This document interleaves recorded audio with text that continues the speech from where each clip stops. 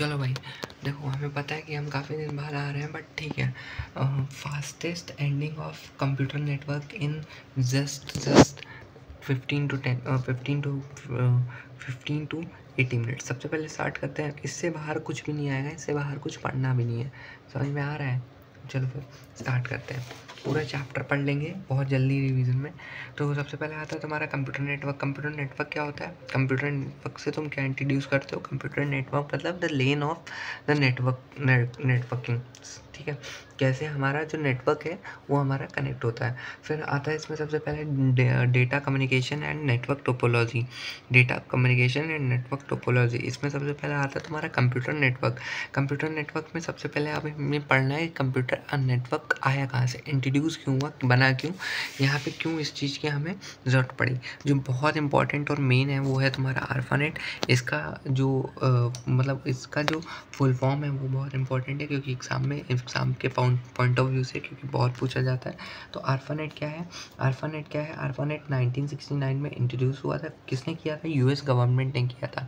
ये देखो यहाँ पे लिखा हुआ है, यूएस गवर्नमेंट ने किया था। और क्यों किया था? दो यूनिवर्सिटीज़ को कनेक्ट करने के लिए ये किया गया था। बहुत ध्यान से समझना। दो यूनिवर्सिटीज़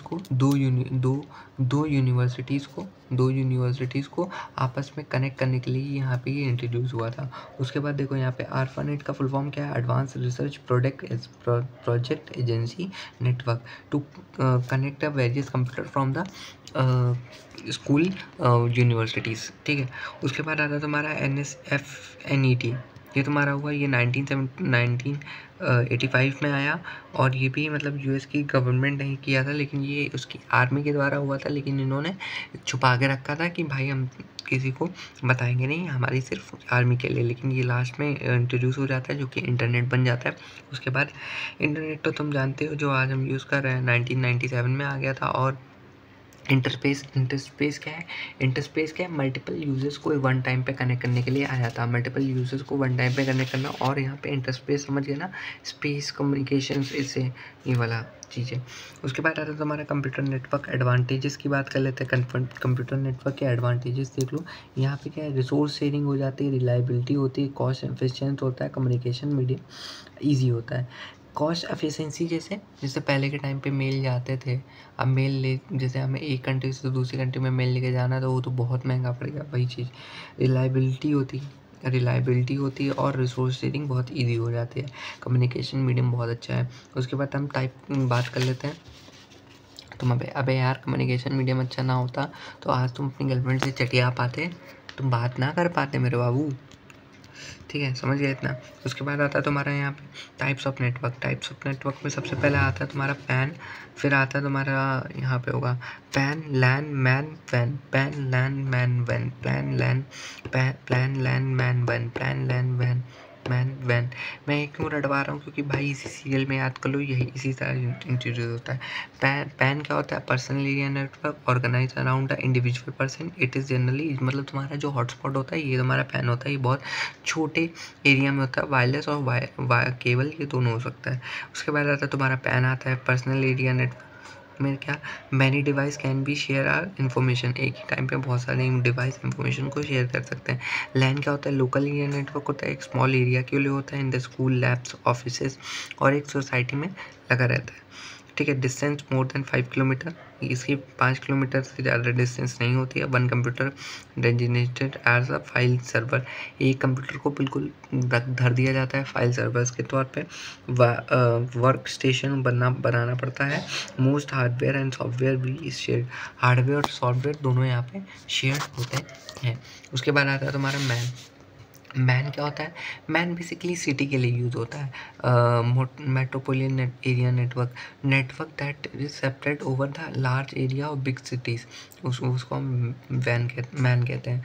ठीक है, उसके बाद आता है वैन तुम्हारा वाइल्ड एरिया नेटवर्क। जब भी वैन समझ लो, अगर हमें कंट्रीज़ के बाहर, मतलब हमें कंट्रीज़ या वाटर बॉडीज़ को क्रॉस करना पड़ता है, तब हमें वैन की ज़रूरत पड़ती है। इतना हो गया। देखो वही लिखा होगा, over a large sea across the countries or even the continents through the cabling of or a satellite uplink. It can be even be grouped from the LAN, ये ग्रुप ऑफ LAN भी हो सकता है तुम्हारा। काफ़ी सारे lens का group भी हो सकता है ये। उसके बाद आता है तुम्हारा डेटा कम्युनिकेशन एंड टर्मिनोलॉजीज़ की बात कर लेते हैं। चैनल क्या होता है? एक मीडियम होता है transfer of communication, transfer of informations का। बैंडविड्थ क्या होती है? How much data can be sent in a specific time, specific condition. एक स्पेसिफिक टाइम पीरियड में जितना डाटा एक वहाँ पे ट्रांसफ़र हो रहा होता है। उसके बाद क्या आता है तुम्हारा data transfer rate. Data transfer rate क्या आता है? बाइट्स पर सेकंड, वही बोलते हैं डेटा ट्रांसफ़र। ठीक है, उसके बाद आता है तुम्हारा नेटवर्क टोपोलॉजी। नेटवर्क टोपोलॉजी में हम बात कर लेते हैं स्विच टेक्निक की बात कर लेते हैं। Use to transmit data across the network. Circuit switching, इस स्विच में क्या आता है? स्विच में काफ़ी 3 तरीके के होते हैं, circuit switching, message switching, packet switching. ये इसमें क्या होता है? सर्किट स्विचिंग में क्या है? एंड टू एंड स्विचिंग होती है। मैसेज स्विचिंग तो तुम समझ गए। और पैकेज स्विचिंग में इंफॉर्मेशन इन द पैकेज के फॉर्म में शेयर होती है। उसके बाद आता है तुम्हारा network topologies, art of connection of different network और network through cable through computers. ठीक है, टाइप्स ऑफ टोपोलॉजीज की बात कर लेते हैं। Bus topology, tree topology, star topology, ring topology. ठीक है, स्टार टोपोलॉजी में each node is connected to the hub. Even ring topology में क्या होता है? every computer is connected in a next computer. Data is transferred in the only the direction, एक ही direction में। Ring topology में ऐसे data चल रहा है तो ऐसे ही चलता रहेगा और सारे में डाटा सेम जाएगा। बस टोपोलॉजी में क्या होता है? बस टोपोलॉजी देखिए ना, एक सीधी लेन में बस वो चलता रहेगा। ट्री टोपोलॉजी में क्या होता है? ब्रांचेस निकली रहती है, वही होता है। स्टार टोपोलॉजी में ऐसे, मतलब हर एक कनेक्टेड रहता है।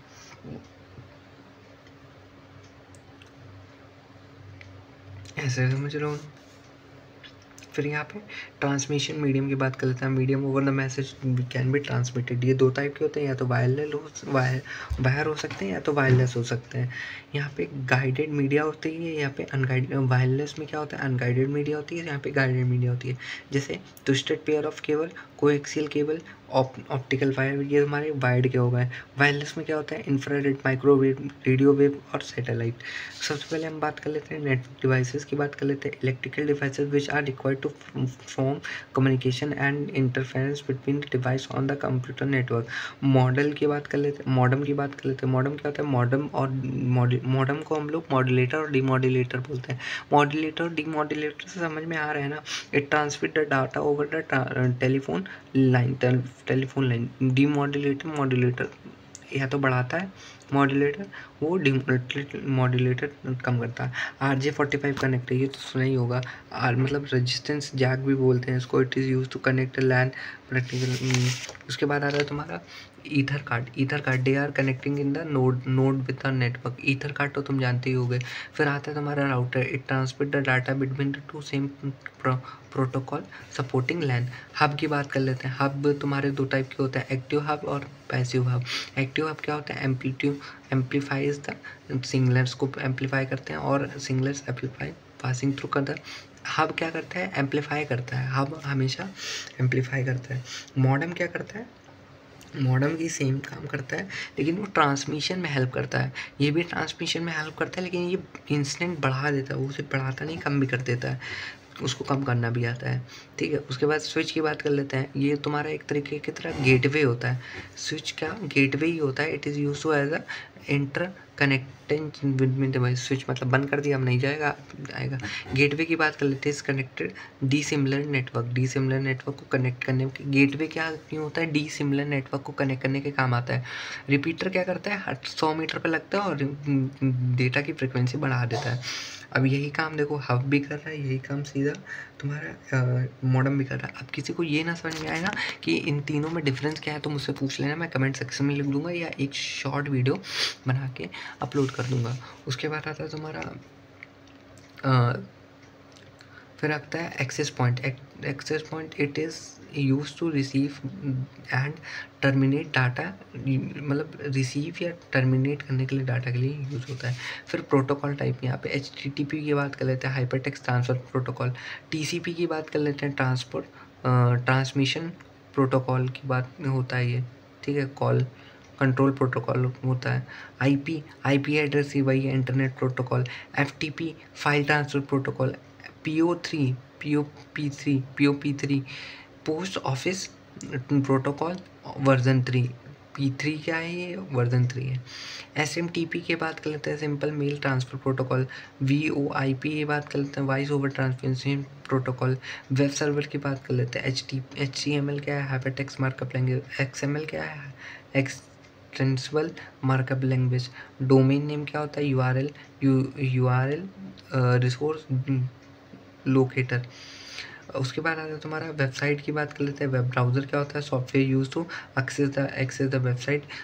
वेब सर्वर क्या होता है, रिस्पॉन्ड टू वेब ब्राउज़र। और वेब होस्टिंग क्या होता है, way of hosting the web server application of the computer network by the through which the connected are reading, ये सारी चीज़ें। FTP HTTP भी होता है। वेब पेज में क्या होता है, फर्स्ट पेज पे आ जाते हैं। होम पेज में क्या होता है हमारा, वेब पेज जब खोलते तो हमारा होम पेज खोलता है। बस यार इसमें इतना ही है, इससे बाहर कुछ भी नहीं है, इससे बाहर कुछ आएगा भी नहीं, तो फालतू का पढ़ना भी नहीं। मैक्सिमम 12 मिनट लगे, कंप्यूटर साइंस पूरा ख़त्म हो गया। कंप्यूटर साइंस का ये नेटवर्किंग पूरा ख़त्म हो गया।